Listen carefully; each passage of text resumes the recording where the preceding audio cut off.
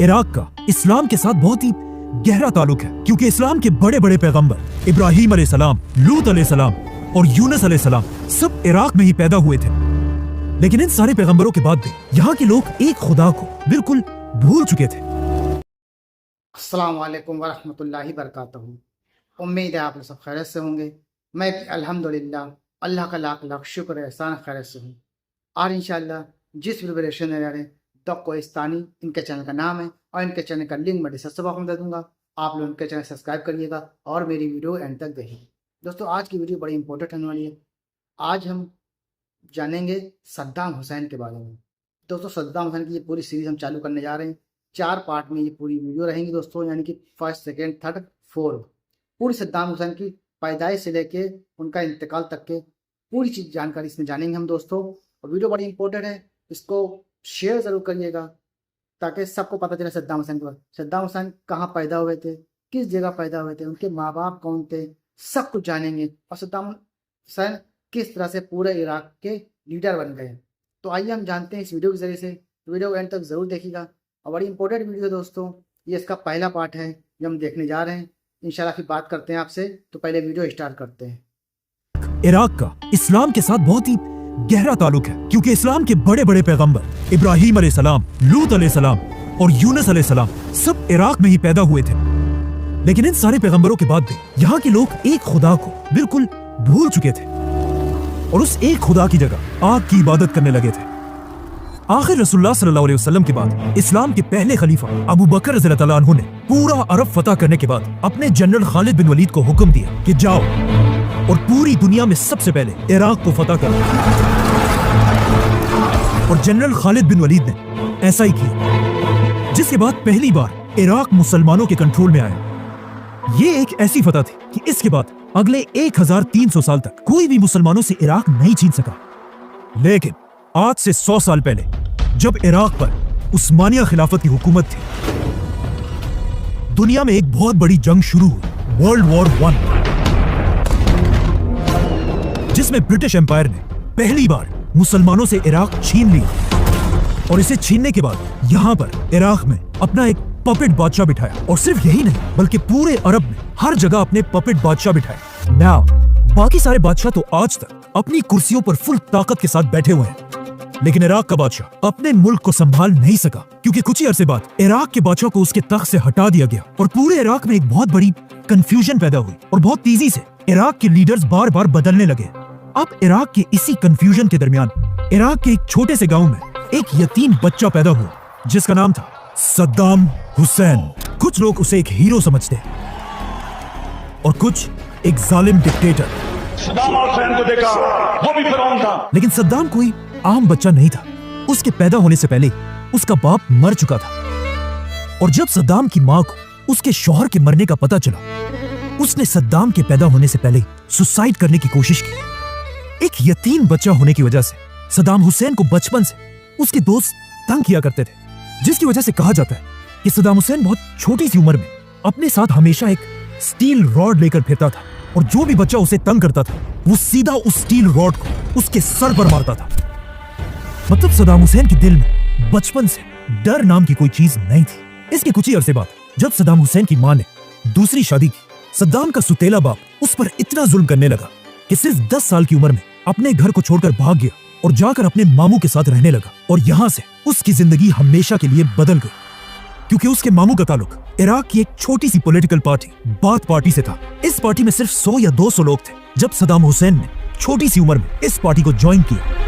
इस पार्टी में सबको पता था कि सद्दाम हुसैन की एज तो बहुत कम है, लेकिन ये इस पार्टी का सबसे वायलेंट और बहादुर मेंबर है। जैसे ही सद्दाम हुसैन ने इस पार्टी को ज्वाइन किया, इस पार्टी के लोग अमेरिका की CIA के साथ मिलकर उस वक्त के इराक के प्राइम मिनिस्टर को मारने की प्लानिंग कर रहे थे।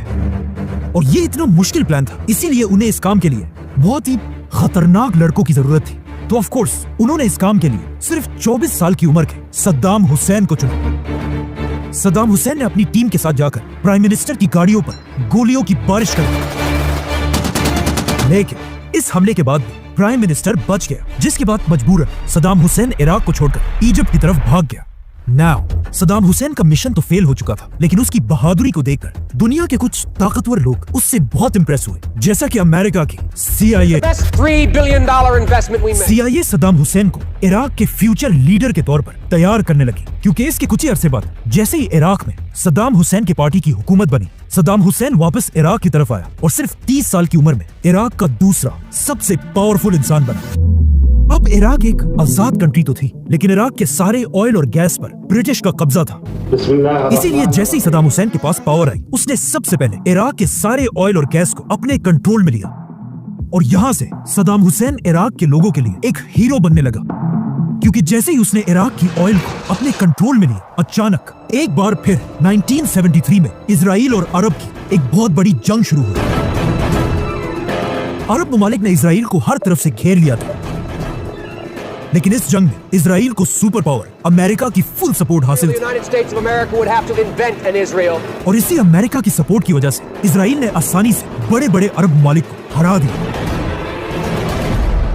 ये देखकर सऊदी अरब के बादशाह किंग फैसल को अमेरिका पर बहुत गुस्सा आया, और उसने अमेरिका को सबक सिखाने के लिए सारे अरब कंट्रीज को जमा किया, और सब ने मिलकर यह फैसला किया कि हम आज के बाद इजराइल के दोस्तों मतलब अमेरिका को अरब का ऑयल नहीं बेचेंगे। और ये अमेरिका के लिए एक बहुत बड़ा धचका था, क्योंकि उस जमाने में अमेरिका अपना 80% तेल अरब ममालिक से खरीदता था। तो जैसे ही किंग फैसल ने अमेरिका पर यह पाबंदी लगाई, पूरी दुनिया में ऑयल की प्राइस डबल नहीं, ट्रिपल नहीं, बल्कि 4 गुना बढ़ गई। मतलब एक बैरल ऑयल की कीमत $3 से $12 बन गई। अब ये सब तो अमेरिका को कमजोर करने के लिए था, लेकिन इसका सबसे बड़ा फायदा इराक के यंग लीडर सद्दाम हुसैन ने उठाया। सद्दाम हुसैन ने ऑयल की इन नई प्राइसेस को यूज करके इराक को एक मॉडर्न कंट्री बनाया, इराक के हर गांव तक बिजली पहुंचाई, इराक के लोगों के लिए फ्री स्कूल्स और हॉस्पिटल्स बनाए। इन शॉर्ट सद्दाम हुसैन ने इराक को इतना मजबूत किया कि इराक का एक दिनार $3 के बराबर था। और इस सब के साथ साथ सद्दाम हुसैन ने इराक की पूरी आर्मी को अपने कंट्रोल में लिया। लेकिन ये सारी बातें तो एक तरफ, यहाँ से सद्दाम हुसैन को अपनी जिंदगी की सबसे बड़ी इंस्पिरेशन मिली। अमेरिका में हॉलीवुड की एक फिल्म रिलीज हुई, द गॉडफादर, जो एक माफिया डॉन कॉर्लियोन फैमिली की कहानी है। In my home, in my bedroom. कहा जाता है कि सद्दाम हुसैन को ये फिल्म इतनी पसंद है That was his favorite film. He loves to watch the movie The Godfather. कि उसने अपनी पर्सनैलिटी बिल्कुल बदल दी और इस फिल्म की हर चीज को कॉपी करने लगा। मतलब जैसे कपड़े गॉडफादर का हीरो पहनता था, वही कपड़े सद्दाम हुसैन भी पहनने लगा। जैसी टोपी वो पहनता था, सद्दाम भी वही टोपी पहनने लगा। और सबसे इम्पोर्टेंट, दोनों बिल्कुल एक ही स्टाइल में सिगार पिया करते थे। इन शॉर्ट, इन सारी चीजों की वजह से अब सद्दाम हुसैन इराक का सबसे ताकतवर इंसान बन चुका था, इवन इराक के प्रेसिडेंट से भी ज्यादा। तो ऑफ कोर्स सद्दाम हुसैन ने इराक के प्रेसिडेंट को हुक्म दिया कि तुम अब बूढ़े हो चुके हो, तुमसे ना हो पाएगा। चुपचाप रिजाइन करो और सीधा अपने घर जाओ।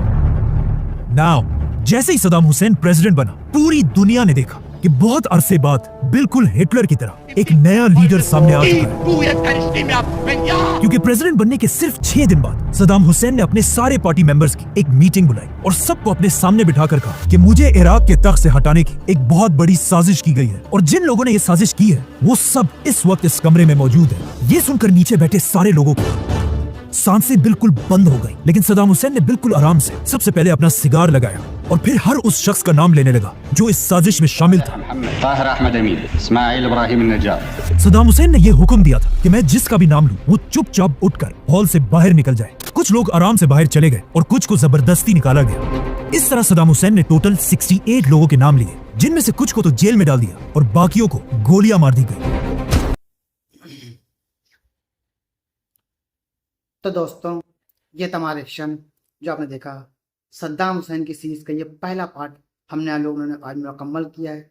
अब इंशाल्लाह इसके सेकंड पार्ट में आपसे मुलाकात करेंगे और सद्दाम हुसैन के बारे में जो भी जानकारी है इस वीडियो के जरिए से वो हमें मालूमात होगी। लेकिन इराक एक ऐसा मुल्क था दोस्तों जहाँ पे अल्लाह ताला ने अपने कई पैगम्बरों को भेजा, कई नबियों को भेजा, लेकिन फिर भी वो जो कौम थी वो भूल गई और आग की पूजा करने लगी।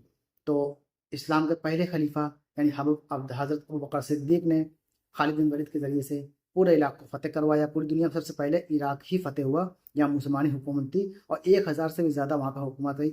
उसके बाद जैसे कि बताया गया इस वीडियो में, तीसरा वर्ल्ड वार या जो भी हुआ तब वो ब्रिटिश ने छीन लिया। तो दोस्तों, ये थी हमारा पहला पार्ट सद्दाम हुसैन की सीरीज़ का। अब इंशाल्लाह तो उसके सेकंड पार्ट में आपसे मुलाकात करेंगे। वीडियो अच्छी लगी हो तो ज़्यादा से ज़्यादा शेयर करिएगा। मिलेंगे इंशाल्लाह हम आपसे नेक्स्ट वीडियो में। तब तक लिए अस्सलाम वालेकुम व रहमतुल्लाहि व बरकातहू।